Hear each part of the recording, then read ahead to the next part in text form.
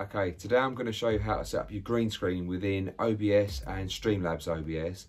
I'll show you today on Streamlabs OBS, only because that's the one I use. So I'll show you all the settings I'm using within that. They can be transferred over to OBS. They're both pretty much exactly the same. So I'm going to show you all the settings I'm using and what happens when you change them. And then I'll also show you the equipment I'm using to stream on.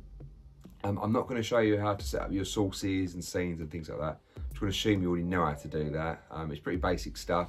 If you don't, then there's a load of other videos online. Go check them out first, and that'll show you how to do it. Then come back and watch this, and you'll be able to then set up your green screen. Okay, once you've loaded up your Streamlabs or OBS, it will look something very similar to this, minus the sources and scenes I've already got in there. Now mine are already there because mine's set up for streaming already. But the one you want to go to make this work is your webcam. Now if you haven't added that already, it only takes 2 seconds. You press that little plus button. You're going to go down to video capture device, and that will then select your webcam and OK on it, and that will bring it into the sources column. But yeah, once you've got it in there, you just right click and you'll go onto your filters. Within the filters, the two main ones you want is your chroma key and color correction. To add them, again, the little plus button, it will load it up there. You'll go down to your chroma key, select that, and that will just add it into the filters there. Once you've done that, color key type, if you do have a green screen and not a blue screen, you'll drop it down and pick the green. If you're using a blue screen, you'll press the blue one. The rest of it all works pretty much the same. So on my one I've got a green, which is why it's selected. Similarity is the main one. That's what's basically telling your camera what colour green it wants to eliminate. So if I show you, if I'm on 477, if I went down there, you'll see the green screen starting to appear. And if I go up, you'll find everything disappears. So you just got to find that sweet spot. On my one, I just was dragging up and down nice and slow until I got it. Find that it was totally gone. Next one you want is the smoothness. Mine's set as 1. You can take it up a bit if you want, but if you go too high, you'll lose it. So you'll find you only want to go up a little bit on that.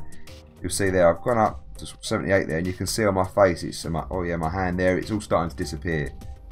The smoothness, I'll just leave that down very low.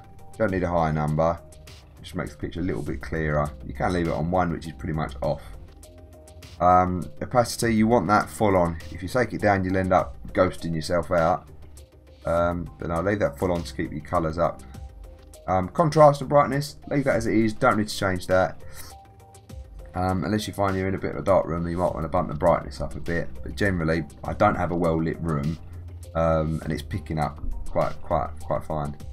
And the gamma is one you might want to change around just to get your skin tone correct. You might find that on the camera it's more reddy or pinky, so you want to change that on there. Mine's 0.36. I'll show you if I go too high. Going very white and ghosty. Go too low, you'll find it brings out a lot of reddy colours.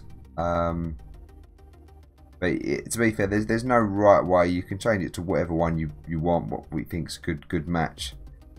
I'll take that back up. That looks alright there. Colour correction, very similar, same sort of thing. Once you add that in, press the little plus there, bring in your colour correction filter, and then there we go. And it's the same thing again. The gamma, contrast, brightness. Just start tweaking them around until you find you've got a good colour match for yourself. Sharpen, another filter you don't need. As you can see, I've got mine very low.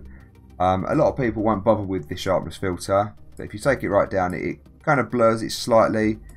If you go too high, it tries to crisp up too much. I wouldn't recommend sort of going above sort of 20 on that. I do keep mine very low. I think it just makes the picture image a little bit crisper. But yeah, once you've done that, press done. Hopefully that's all worked and your screen's now working and you can't see anything behind you. Once it's all done, you can start messing around with your different scenes and integrating it in with your different games. Or if you wanted a big chat cam, a lot of people use this type, so you can have the chat going above you, to your side. You can have different notifications and things like that, just while you're talking to your stream. Okay, I hope that's helped and your green screen's now working. If you do have any questions, please just leave it in the comment below and I'll do my best to get back to you all. If it's worked first time, give it a thumbs up, I'd appreciate that. And also don't forget to hit that subscribe button, it means a lot.